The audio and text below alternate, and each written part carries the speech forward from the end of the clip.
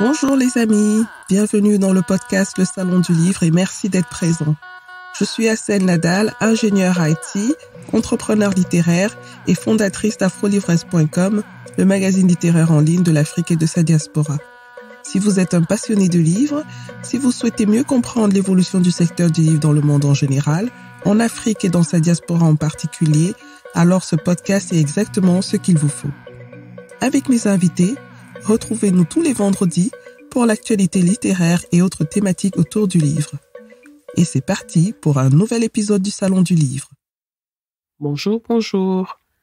Dans notre dernière série sur le théâtre, épisode 9.3, je recevais la dramaturge et metteuse en scène Eva Doumbia. Récemment, sur sa page Facebook, elle annonçait qu'elle avait été victime d'un grave accident en Côte d'Ivoire qui a failli lui ôter la vie.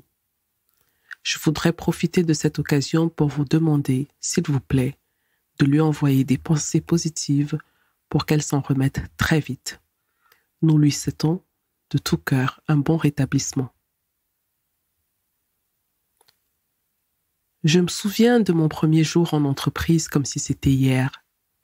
Fraîchement sortie de l'école, un diplôme d'ingénieur en informatique en poche, j'étais prête pour ce moment important de ma vie que j'avais imaginé parfait. Enfin, je pouvais être indépendante financièrement, construire une belle carrière et être la femme la plus épanouie du monde. Après quelques semaines d'intégration, petit à petit, la réalité en entreprise me rattrapait. Combine, surmenage, incompréhension avec les collègues ou les managers devenait une nouvelle réalité à laquelle je n'étais pas du tout préparée. J'ai toujours pensé que ces difficultés étaient liées au fait que j'avais évolué dans un milieu dominé par les hommes, notamment dans le monde de l'informatique, et qu'en plus, le fait d'être une femme noire ne me faciliterait vraiment pas la tâche. Je ne parle même pas de mes difficultés à parler l'allemand à cette époque. Mais, après avoir lu le livre de Deborah Nepping, je me suis rendu compte qu'il y avait un vrai gap entre la vie estudiantine et le monde de l'entreprise. Les jeunes qui sortent des universités ou des écoles ne sont forcément pas préparés à cette nouvelle réalité. Dans son premier livre, publié en auto-édition et intitulé « Les réalités de la vie en entreprise, celles que l'école ne nous a pas apprises », Deborah Nepping partage avec le lecteur ses expériences en entreprise dans le domaine de la finance. C'est un véritable cri d'alarme qu'elle lance pour interpeller les décideurs et ces jeunes remplis d'espoir qui arrivent sur le marché du travail dans le domaine de la finance. Je vous souhaite une très agréable écoute en compagnie de Deborah Nepping.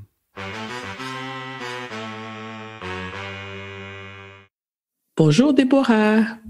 Bonjour Assel. Comment vas-tu? Très bien, merci. Et toi? Ça va très bien, merci. Alors, Deborah Nepping est mon invitée aujourd'hui dans cet épisode du podcast. On va parler de finances, de vie professionnelle avec Deborah qui vient de publier un livre dont le titre est « Les réalités de la vie en entreprise, celles que l'école ne nous a pas apprises ». Alors, Deborah, avant qu'on ne rentre dans le vif du sujet, est-ce que tu peux déjà te présenter en quelques mots? Oui, bien sûr. Donc, je suis Deborah, je suis chrétienne d'origine camerounaise. J'ai grandi à Yaoundé, qui est la capitale du Cameroun, où j'ai fait toutes mes études jusqu'en classe de licence, comptabilité finance. Et puis, j'ai terminé mon parcours supérieur en France et j'ai démarré ma carrière en finance en France. Tu es arrivée en France directement pour travailler ou tu as poursuivi des études en France avant de travailler en France? En fait, je suis arrivée pour faire mon master finance d'entreprise et de marché. En fait, je suis arrivée grâce à une bourse qu'il y avait entre l'Université catholique du Cameroun et l'Université catholique de Lille. Donc voilà, j'ai passé 2 ans là-bas. Et puis, en fait, quand je suis arrivée en France, il y avait un système de grandes écoles, ce qui fait que l'Université catholique n'était pas très cotée en finance. Donc du coup, j'ai passé le concours de l'ISEC pour un master en finance. Et puis, ça m'a permis de démarrer ma carrière et d'intégrer de grosses entreprises du domaine de la finance. D'accord. Mais quand on dit domaine de la finance, pour des gens qui ne comprennent pas très bien, qu'est-ce que ça veut dire? Qu'est-ce que ça comporte comme domaine, si je peux me répéter? Oui, tu as raison, c'est très vaste. C'est super vaste. Il y a tellement de métiers. En fait, c'est une des choses que j'essaie aussi de vulgariser souvent sur les réseaux sociaux. Il y a énormément de métiers en finance. Et même quand on est sur le banc de l'école, on ne se rend pas compte de la panoplie de métiers qui existent. Grosso modo, je peux dire qu'il y a 3 types d'entreprises spécialisées en finance. Il y a les banques, les assurances et les sociétés de gestion. Et puis en parallèle, il y a les cabinets qui interviennent de manière ponctuelle pour soutenir les entreprises du secteur de la finance, que ce soit en stratégie ou en système d'information.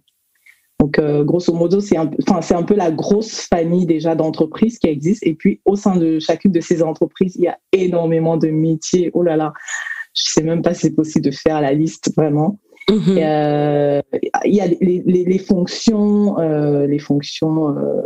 globales, si je peux dire, qu'on retrouve au sein de chacune de ces typologies d'entreprises. C'est la direction des ressources humaines, la direction du commerce et du marketing, direction de financement, direction d'investissement et bien sûr direction financière où là on fait vraiment tout ce qui est comptabilité, contrôle de gestion, publication des états financiers. Et quelle est ta spécialité? Parce que tu es encore dans le domaine. Oui, c'est vrai. En fait, moi, j'ai fait une formation d'analyse financière. Donc, en fait, j'ai le CFI, qui est un diplôme international en analyse financière.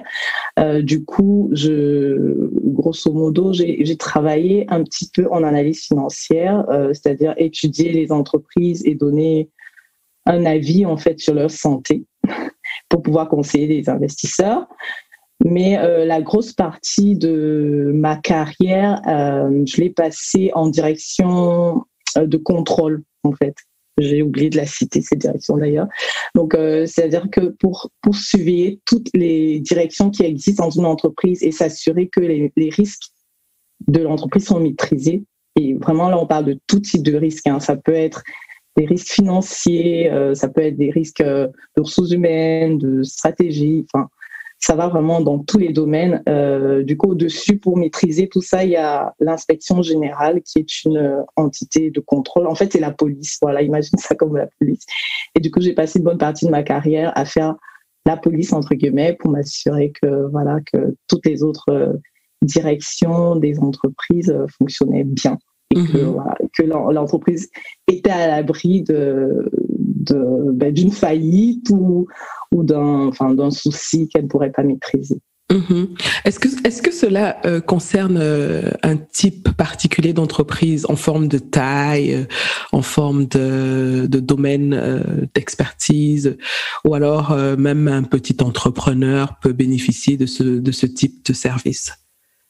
Ah oui, tout à fait. Il n'y a pas de critères de taille. Disons que, par contre, la réglementation, en fait, s'assure que des entreprises d'un certain niveau de taille ont une direction d'audit interne, en fait. Et surtout, les entreprises cotées, toute entreprise cotée doit avoir une direction. Oui, doit avoir une direction d'audit interne. Donc, quand je dis audit interne, c'est l'inspection générale, c'est ce département qui contrôle. Au niveau de la réglementation, en fonction de la taille et de si on est coté en bourse ou pas, on est exigible, on doit absolument avoir des auditeurs internes, une équipe d'audit interne dédiée. Par contre, si on n'est pas coté ou si on est une entreprise de petite taille, c'est fortement recommandé si on veut avoir un petit peu l'assurance que tout roule, que tout va bien et que tous les processus mis sur pied fonctionnent normalement. C'est toujours bien d'avoir un second regard en fait, hors le regard des personnes qui sont vraiment dans le guidon de faire l'exécutif, de faire ce qu'ils ont à faire dans leur niveau, quoi. Je veux dire, les commerciaux, les comptables, les contrôleurs de gestion, les RH. c'est toujours bien qu'il y ait quelqu'un qui a du recul sur toutes ces différentes fonctions et qui s'assure que ces différentes fonctions collaborent bien et s'imbriquent bien pour aller dans le bon sens, en fait. En gros. C'est un peu ça le rôle de l'inspection générale. Alors toi, tu es passé par l'université et par les écoles pour ensuite travailler dans le domaine de la finance. Selon ton expérience, quels sont les avantages et les inconvénients de l'école ou de l'université? Est-ce qu'il y a une différence entre les deux? Alors oui, il y a une différence entre les deux. Sachant que, en fait, oui, tu l'as bien dit, j'ai fait les deux et je peux dire que le niveau quand même dans les écoles de commerce, il est assez soutenu. Cependant, il y a de très bonnes universités aussi, comme Dauphine ou Sorbonne ou Sciences Po, qui forment vraiment des futurs professionnels de qualité, et ça, je l'ai vu sur le terrain. Je ne veux pas m'exprimer de manière snob, parce que c'est un peu connu, ceux qui sortent des écoles de commerce, voilà, ils se prennent un peu la tête et ils pensent que voilà, ils sont les meilleurs dans tout. Bon, c'est faux, c'est pas nécessairement vrai. J'ai aussi rencontré des personnes issues d'universités, pas forcément cotées, mais qui s'en sortaient très bien en entreprise, qui étaient vraiment brillantes. En fait, si je dois donner un conseil à quelqu'un qui existe, je dirais privilégier les grandes universités comme Dauphine. Franchement, le coût pour y entrer est moins élevé que dans une école de commerce et la formation, elle est vraiment, pour moi, elle est top en fait. Et de faire attention parce qu'il y a beaucoup d'écoles de commerce aujourd'hui et le coût est élevé. Donc, il faut être sûr lorsqu'on investit qu'on aura un retour sur investissement. Moi, quand j'avais intégré une des 3 écoles de commerce, je ne sais pas si je l'ai précisé. J'ai précisé le nom ou pas. C'est pas grave. Oui, voilà. Une des 3 écoles de commerce, des 3 plus grosses françaises. En fait, j'ai dû m'endetter, quoi. J'ai dû faire un crédit étudiant et je l'ai remboursé pendant 5 ans. Quand même.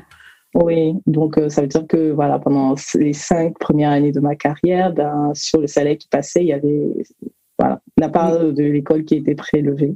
Donc en fait, avant de s'engager, il faut être sûr que l'investissement vaut la peine parce que on nous vante beaucoup de choses sur les formations et on peut rêver en fait. On peut se dire il suffit que j'entre là et puis hop je sors, je serai trader, je serai ci. Mais c'est pas forcément comme ça en fait. Au contraire, vraiment le pourcentage de personnes qui finalement en sort sur les métiers les plus prestigieux, le pourcentage il n'est pas si énorme que ça. Je dirais même qu'il est plutôt, il n'est pas conséquent. Donc faire très attention quand on choisit une école. Moi je dirais si vous n'intégrez, faire attention en fait, bien se dire que ce n'est pas que l'école qui va m'ouvrir des portes, mais il y aura autre chose aussi derrière.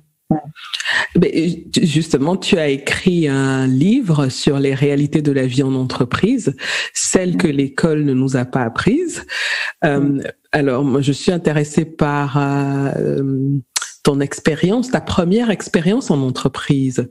Comment elle s'est déroulée? Une fois que tu as terminé tes études, tu as dû chercher du travail. Bon, déjà, avant d'arriver à ta première expérience, comment est-ce que s'est passée la recherche du travail? Oui, c'était dur. Pardon. Très difficile. J'ai passé en fait près de 6 mois au chômage à la fin de mes études. C'est difficile à croire parce que en général, on met vraiment le paquet à l'école.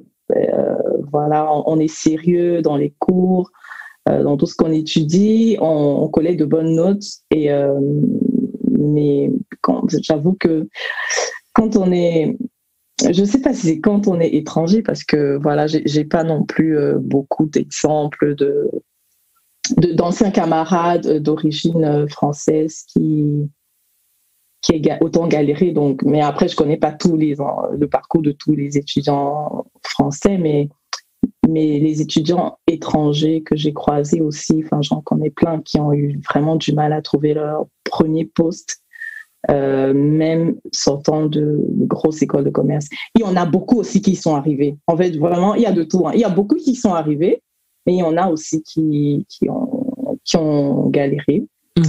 Et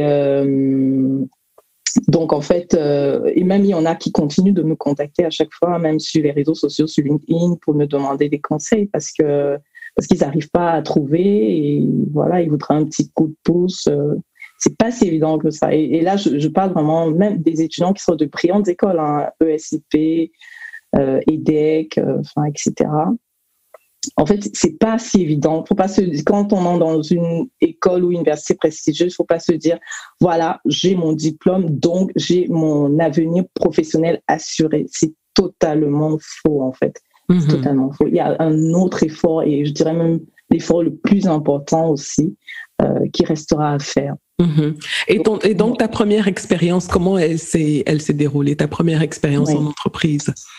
Oui, donc voilà, finalement, j'ai réussi à avoir un poste. Donc, j'ai démarré ma carrière en cabinet et je conseillerais à tous les jeunes qui m'écoutent en fait de privilégier cette voie-là parce que les cabinets recrutent beaucoup, c'est des gros recruteurs en France. Donc moi, j'ai démarré dans un Big Four entre guillemets et ce qui est bien, c'est que c'était quand même assez structuré, c'est-à-dire qu'on entre en tant que junior et après on est noté à la fin de chaque mission et puis à la fin d'une année, on progresse au grade supérieur. C'était vraiment structuré, donc ça fait une bonne transition avec l'école. C'est quoi un Big Four pour ceux qui ne le savent pas?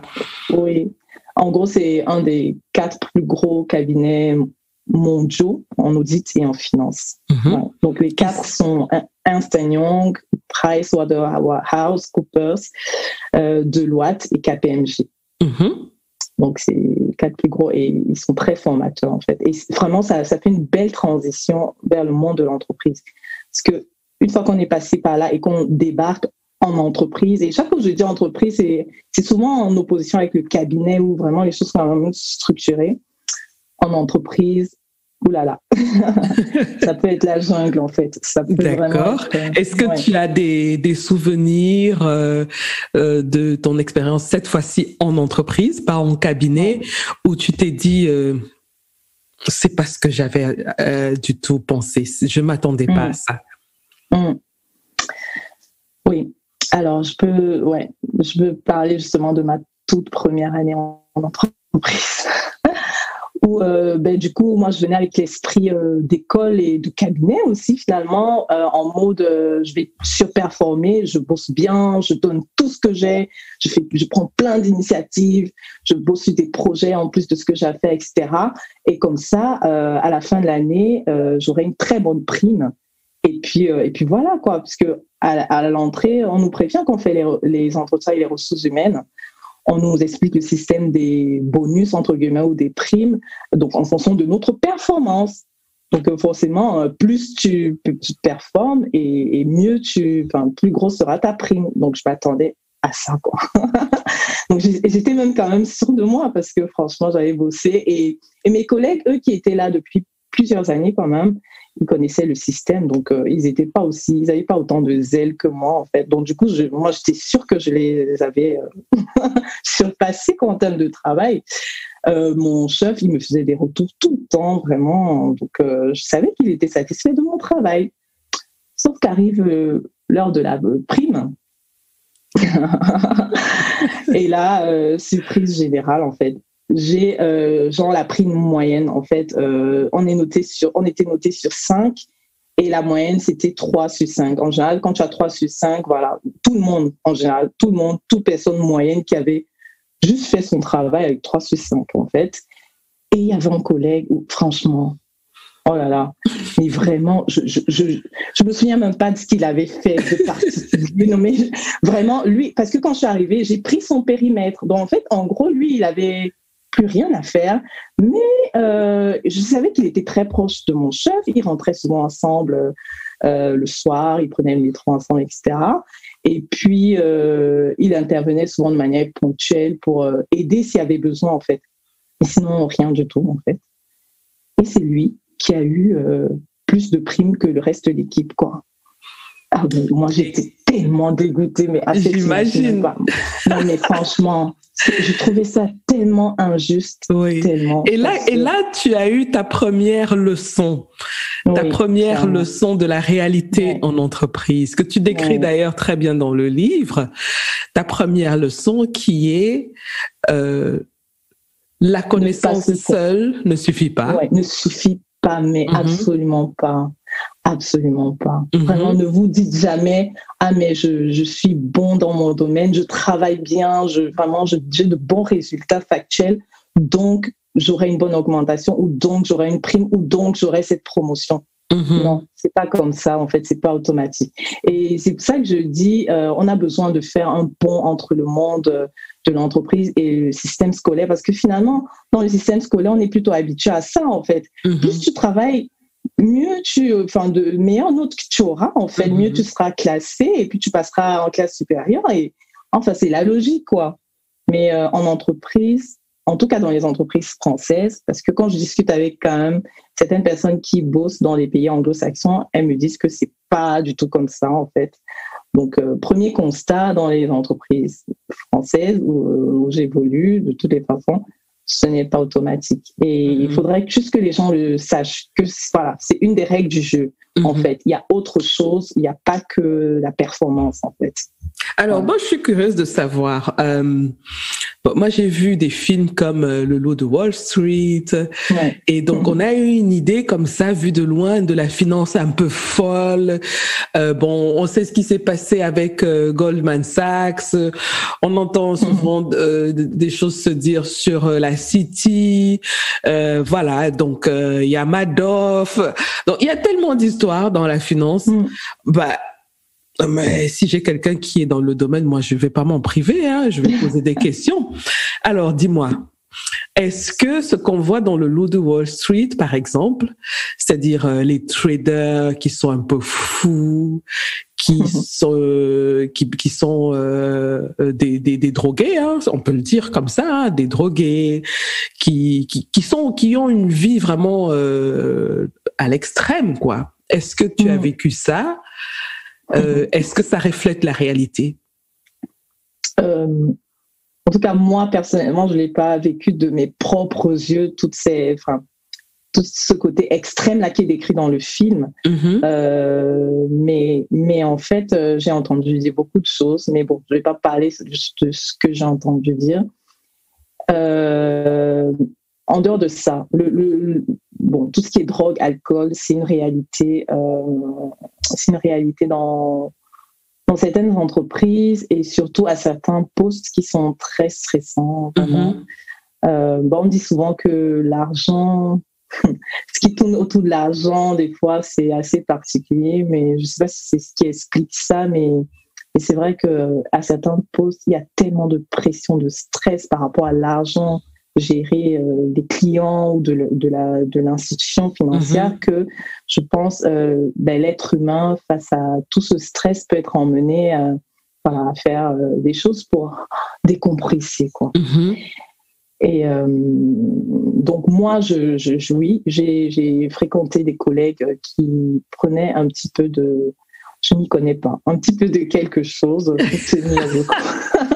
En plus, à l'époque, j'étais très naïve en fait, parce que moi, je connaissais pas tout ça, voilà. Donc, mais je pense que j'ai subi quand même quelques moqueries. Et quand j'ai réalisé un petit peu ce qui se passait, waouh, quoi. Et comment on fait pour résister à ces tentations-là? Parce que l'effet de groupe est très puissant. Quelles que soient les tentations d'ailleurs. Comment on fait pour dire non quand on est la seule à dire non? Quand tout autour de soi, on a un certain style de vie, on a certaines valeurs qui sont un peu étrangères des nôtres. Où est-ce que tu prends la force, ou où est-ce que tu as pris la force de rester intègre et de garder les valeurs que tu avais avant de rentrer dans ce monde-là? Ouais, merci pour cette question, Assel. Tu as totalement raison. Hein. Vraiment, je peux pas juger ceux qui le font, quoi, ceux qui ont besoin de ça pour vivre, parce que malheureusement, l'effet de groupe, comme tu le dis, fait souvent que pour ne pas être mis à part Et vu que le côté social est super important, voire carrément presque capital pour pouvoir évoluer en entreprise, ben, beaucoup de gens le font parce que les collègues le font, le chef le fait, donc voilà.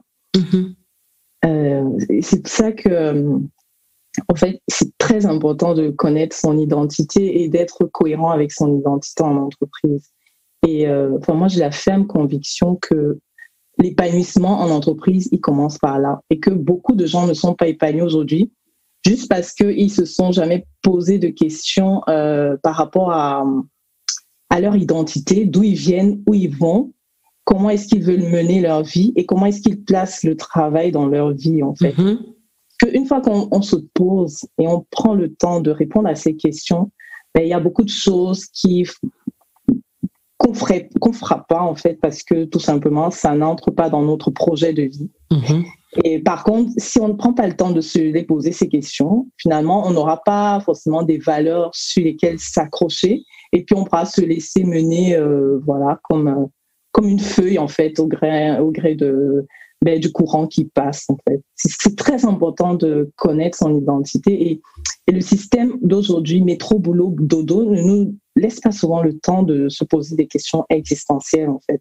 Et pourtant, une fois qu'on a trouvé ces réponses, ben, on sait ce qu'on veut dans la vie, en fait, tout simplement. Et voilà, on peut résister au compromis parce que tout simplement, on sait quelle place le travail occupe dans notre vie et que on n'est pas prêt à accepter ou à faire certaines choses pour accéder absolument à une promotion à tout prix, quoi.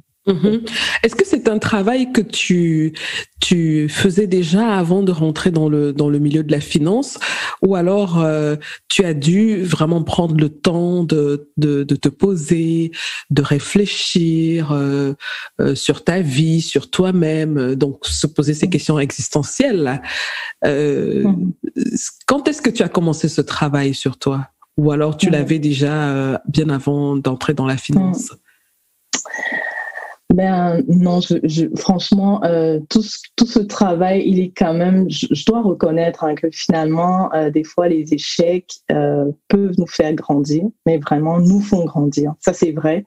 En ce qui me concerne, ce travail que j'ai entre guillemets fait sur moi, il est l'aboutissement d'un échec entre guillemets et de plusieurs frustrations. De quelques discriminations. Voilà, je pense que au moins ça a du bon et vraiment, franchement, quand on dit que les échecs sont là pour nous faire grandir, ben, en fait, je peux témoigner que c'est vrai.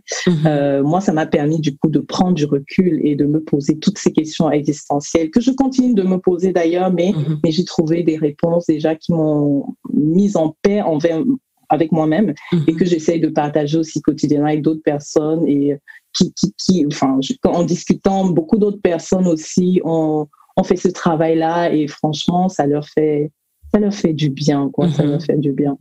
Donc, je rappelle que tu en parles aussi dans ton livre, hein, donc la manière d'aborder le travail, la place qu'on donne au travail dans sa vie. Donc toutes ces questions-là, tu les soulèves dans le livre par rapport à tes propres expériences, par rapport aux témoignages des gens que tu as rencontrés. Et tu parlais tout à l'heure d'immigration. De discrimination, pardon. Est-ce que toi, en tant que femme noire immigrée en France, tu as connu des difficultés liées à tes origines et à ta couleur de peau dans ce domaine-là, en entreprise, dans la finance? Oui. Alors... Comment je peux répondre à cette question? Je répondrai de manière sincère, c'est sûr, mais il n'y a pas de mais. C'est juste qu'il faut que je choisisse bien l'angle parce que je ne veux pas non plus blesser les gens, tu vois. Et parce que c'est difficile d'apporter une preuve matérielle aussi, des choses qu'on a. C'est un ressenti, en fait. Ces choses-là, voilà, c'est ça. Au niveau des discriminations, c'est difficile à chaque fois d'apporter une preuve matérielle. Donc, faut faire attention à ce qu'on avance. Il y a beaucoup de choses que je pourrais raconter, mais voilà, si on me demande quelles preuves tu as, voilà. Mais en même temps, je pense que on a le droit de dire ce qu'on ressent, même si on se trompe. C'est très important, je pense, de pouvoir savoir que sa parole compte. Donc, c'est évident qu'on peut se tromper parce qu'on est tous des êtres humains, mais il est important de savoir que on peut dire ce qu'on ressent. Oui, ça c'est super, d'avoir une liberté d'expression et c'est pas donné à tout le monde, j'avoue, dans tous les pays du monde. Oui, j'ai connu... j'ai eu le sentiment de faire face à la discrimination à plusieurs reprises et le compte des choses, c'est que j'ai jamais démarré ma carrière en me disant que je pouvais être mise de côté à cause de mes origines. Jamais, je t'assure. J'en entendais souvent parler du plafond de verre qui est noir, de beaucoup d'expériences de nos aînés qui sont en Europe depuis un certain bout de temps. Mais en fait, je m'étais jamais dit que ça pouvait m'arriver. Je sais pas pourquoi. C'est marrant. Bon. Et donc, du coup, au contraire, dans plusieurs entreprises, on met très souvent en avant les quotas. Beaucoup de plus en plus de managers aiment bien afficher le fait que voilà, sous eux, il y a tel pourcentage de femmes, tel pourcentage de noirs, etc. Et même au niveau des évolutions, c'est souvent une fierté pour eux de dire telle personne est responsable de tel département, etc. Donc, au contraire, en fait, moi, en débarquant dans certaines entreprises, je me disais que ça allait être un point fort, on peut dire. Et même souvent, mes collègues blancs me disaient souvent, mais oui, mais voilà, vous êtes un peu mis en avant. Là, il y a des quotas et vous êtes moins nombreux que nous, donc voilà, c'est facile. Mais sauf que, en fait, malheureusement, j'ai réalisé qu'il y avait encore beaucoup de préjugés, vraiment. La route est encore longue pour nous les Noirs. Il y a beaucoup de préjugés, beaucoup. Et après, moi, je n'incrimine pas que... Enfin, nous aussi, on est un petit peu responsables, vraiment. Quand je fais l'analyse un peu de mon parcours et de cet échec que j'ai en tête, en fait, nous aussi, on est un petit peu responsables parce que y a un problème culturel qui n'a rien à voir avec le racisme. Responsable de quoi d'abord? Ça m'intéresse. Non, mais parce que non, quand je dis responsable, c'est que on peut parfois ne pas se comporter à notre avantage sans s'en rendre compte. Juste vraiment, il y a un choc culturel d'abord de base qui n'a rien à voir avec le racisme. Ce qui fait que, par exemple, dans le pays d'où je viens, on aime bien, débattre, on aime bien avoir raison, on aime bien avoir le dernier mot et montrer qu'on sait, on aime bien, parce que en général, on est, dynamique, intelligent pour la plupart, donc on aime bien faire, avoir le dernier mot, si je peux dire, dans certaines situations. Sauf que, moi, j'ai appris qu'en entreprise, vaut mieux des fois laisser faire, en fait. Il y a des combats qui servent à rien. Donc, en fait, même si tu as raison et que ton chef a tort, en fait, la pire des choses que tu puisses faire, c'est de lui dire qu'il a tort, en fait. Et le pire, en fait, c'est devant tout le monde. Pense ça, déjà. Mais ça, c'est des comportements un peu dont certains en ont conscience et super, mais peut-être beaucoup ne l'ont pas. Et ça peut être une erreur comportementale qui nous porte préjudice parce que, après tout, tout le monde est humain, les gens ont des rancunes, beaucoup, et un ego, mais surdimensionné. Voilà. Donc, en fait, nous, on est souvent sur la défensive parce qu'on veut prouver qu'on est bon, tu vois, et on peut souvent discuter face à un chef ou un collègue, etc. Juste parce qu'en fait, on est persuadé qu'on a raison, les faits sont là, et en général, on a raison. Sauf que vraiment... Donc, en fait, si je comprends bien, en entreprise, en général, mais là, ce n'est pas, je pense que c'est un conseil qui peut aider tout le monde, c'est pas nécessairement lié à la couleur de peau. Non, justement. En entreprise, il faut savoir choisir ses batailles, si j'ai bien compris. Oui, Exactement. Et vraiment, totalement, en fait. Mais le deuxième point très important, les pauses café. Les pauses café. Nous, malheureusement, je sais pas, culturellement, on a cette barrière-là de ne pas se sentir de prime abord à l'aise avec nos collègues.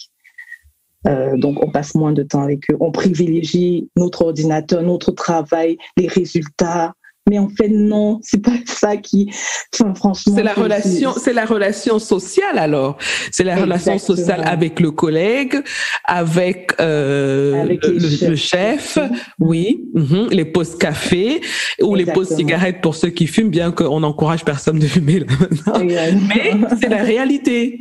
Oui, c'est ça. Et malheureusement, nous, on n'est pas souvent à l'aise avec ça parce que, voilà, on n'a pas forcément grandi ici en France, donc on n'aura pas forcément les mêmes centres d'intérêt, les mêmes sujets de conversation.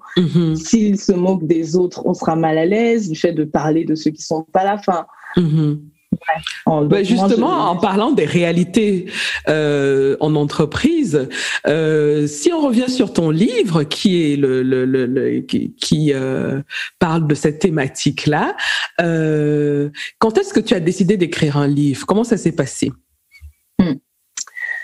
Ah oui, en fait, tu sais, les premières lignes, je les ai écrites, non pas les premières lignes du livre, je n'ai pas commencé par le début, mais les premières pages, quand j'ai décidé d'écrire, c'était vraiment suite à une journée tellement difficile où je me sentais tellement injustement traitée. Franchement, c'était une énième frustration. Je me sentais tellement mal, j'ai pleuré, mais tellement pleuré. Et puis j'ai voulu écrire pour me libérer.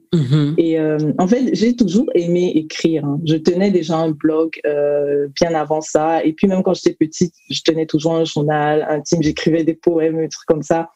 Et chaque fois que j'ai un problème, j'aime l'écrire parce que ça me libère d'abord. Juste vraiment pour libérer, prendre du recul, analyser la situation et tout. Donc j'ai commencé à écrire. Et après, je me suis dit, oh là là, mais franchement, faut que ça change. Je trouvais ça tellement injuste. Et en plus, le pire, c'est que j'avais d'autres personnes qui avaient vécu la même situation que moi. Et du coup, je me disais, non, il faut que ça change. Et franchement, je suis assez sensible face à l'injustice. Et du coup, je me suis dit, je vais écrire quelque chose pour dénoncer tout ça et pour que ça change, pour que les gens sachent, pour que les gens prennent conscience. Parce que je me suis dit, peut-être qu'ils prennent pas conscience qu'il y a un problème, dans le système. Ce n'est pas normal. C'est pas comme ça que ça devrait être.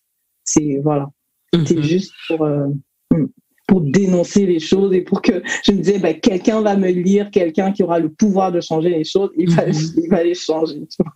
Et donc, petit à petit, tes premières phrases, tes premiers écrits se sont transformés en un livre, ce qui n'est pas chose facile. Comment s'est passée la publication de ce livre? Tu l'as publié en auto-édition, donc tu as décidé de faire tout toute seule comme une grande. Je n'avais pas trop le choix, je t'expliquerai. Non, mais en réalité, une fois que j'ai fait d'abord relire par mes proches et ensuite par un professionnel. Donc, une fois que j'ai fait la relecture, je l'ai envoyé à des maisons d'édition. J'ai envoyé à 3 maisons d'édition que j'avais choisies. J'ai eu le retour d'une maison d'édition. J'étais super contente, super fière. Sauf que la proposition du contrat, je l'ai trouvé assez, je ne vais pas dire abusive, mais dure, encore une fois. Parce que je devais avancer d'abord quelques milliers d'euros au départ. Donc, c'était un contrat à compte d'auteur dont je devais avancer de l'argent. Et après, même au niveau des ventes, je me retrouvais avec, j'ai envie de dire 1 euro symbolique, mais vraiment 1 euro. C'était vraiment...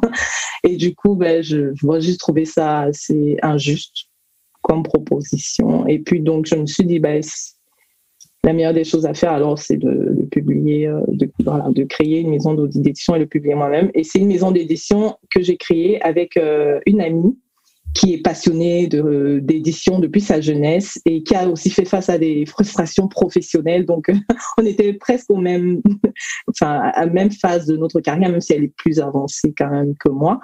Et donc, voilà. Et comme elle est plus douée dans tout ce qui est édition, je me suis associée avec elle. Très bien. Et comment s'appelle cette maison d'édition nouvellement créée? Donc, ça s'appelle Share Editions, donc, en anglais, pour partager des témoignages. On est spécialisé sur tout ce qui est développement personnel et témoignages de vie. Parce que on est persuadé que on apprend toujours des expériences des autres. D'accord. La théorie ne suffit pas. Donc, voilà, c'est un peu ça. Et n'hésitez pas s'il y a des jeunes auteurs qui aimeraient être accompagnés. Certainement, il y en a qui nous écoutent, donc je mettrai les liens, les informations dans la description de l'épisode. Et donc on va arriver bientôt à la fin de notre entretien. Déborah, ça va très vite, hein? Ah ouais, très très vite.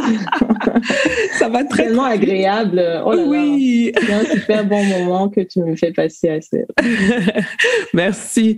Donc, alors, ce que moi je veux savoir pour terminer, parce qu'on peut y passer des heures et des heures et des heures. Alors, est-ce que tu as de futurs projets de livres? Oui. J'en ai plein en tête. C'est juste qu'il faut que je prenne du temps pour avancer. Mais oui, toujours lié à l'épanouissement professionnel, pour conseiller les gens, parce que les gens traversent tellement de moments difficiles en entreprise. Et tu sais, ça nous prend 5 jours sur 7, minimum. Ça nous prend 70% du temps de notre vie, même au global. Et c'est très important, en fait. Faudrait pas... Ça, c'est important qu'on y passe du temps et que vraiment, si on ne se sent pas bien à son travail, il faut se poser des questions, il faut faire une analyse. Donc, j'aimerais aider les gens, en fait, les accompagner dans ce justement, toujours dans l'idée d'aider les gens, tu viens de lancer un podcast qui s'appelle Pro Épanoui. Pro Épanoui. Donc, on peut le retrouver sur les différentes plateformes de podcast. Exactement. Et tu as aussi une page internet, page Facebook qui s'appelle Pro Épanoui. Donc, on peut te retrouver là-bas. Est-ce qu'il y a d'autres adresses par lesquelles on peut te suivre? Surtout Instagram, parce que c'est vraiment là que j'ai des pensées encourageantes tous les jours pour les travailleurs et que j'échange avec ma communauté. Toujours Pro Épanoui? Oui, Pro Épanoui, sur tous les réseaux, c'est Pro Épanoui. Ouais. Alors, est-ce que tu as un dernier mot pour ceux qui nous écoutent? Oui, j'ai envie de vous dire... si vous traversez une période difficile à votre travail, déjà, sachez que vous n'êtes pas le seul, parce que je suis sûre que si on fait un sondage, je ne sais même pas s'il y aura 1% de personnes qui diraient oui, je suis totalement épanouie, salariée dans cette entreprise, vraiment, j'aime m'y rendre tous les lundis, j'ai vraiment la patate, le sourire aux lèvres tous les lundis de ma vie. Enfin, franchement, ils sont rares, les gens. Et en général, nos problèmes en entreprise, ils sont rarement liés au travail en lui-même, parce que en général, le travail en lui-même, il est faisable, quoi. C'est pas ça le problème. Le problème, c'est souvent les gens. En fait, c'est toujours d'ordre relationnel. Voilà, il y a des conflits ou des zones, je dirais des zones floues, grises avec tel collègue, des zones troubles. Voilà, c'est le terme adapté. Il y a des zones troubles avec mon chef, voilà, je me sens pas trop bien, etc. Donc déjà, vous n'êtes pas seul. Et puis, prenez le temps d'analyser, de vous analyser, vous, parce que la vie, elle est courte. On est tous de passage sur Terre. Et c'est important de donner du sens à votre travail, parce qu'il vous prend 70% de votre vie minimum. Donc, ce serait dommage de ne pas vivre pendant tous ces 70% de temps-là, parce que finalement, ce que beaucoup font, c'est qu'ils se disent « Ah, moi, je suis en entreprise du lundi au vendredi et je vis vraiment le week-end, ou je vis vraiment le soir à partir de 19h, ou je vis vraiment pendant les vacances. » Mais non, quoi. Ah, stop. Prenez le temps juste de vous analyser, de trouver des réponses aux questions que vous vous posez, de donner un sens à votre travail dans la perspective de votre vie, en fait. Pour moi, l'épanouissement, il démarrera vraiment là. Quand vous aurez compris d'où vous venez, où vous allez, quelle place le travail a dans ce parcours, en fait, tout viendra. Tout suivra, en fait. Très bien. Pour moi, c'est un peu ça la clé, juste tout simplement. Ok. Mais merci, Déborah. Je rappelle le titre du livre qui est, alors, pour que je ne dise pas des bêtises, les réalités de la vie en entreprise, celles que l'école ne nous a pas apprises. Et il est disponible sur toutes les plateformes classiques de vente. Merci Déborah. Merci à toi, ça fait vraiment un plaisir. Moi pareil. À bientôt. À bientôt. Voilà les amis, c'est terminé pour aujourd'hui. Merci d'avoir écouté jusqu'au bout. Si vous avez aimé cet épisode, je vous serais vraiment reconnaissante de vous abonner au podcast pour être notifié de la publication des prochains épisodes. Vous pouvez aussi partager l'épisode, y laisser un commentaire ou le noter avec 5 étoiles. Vous pouvez poser vos questions par WhatsApp en envoyant un message au numéro +237 6 80 81 54 24. À bientôt les amis.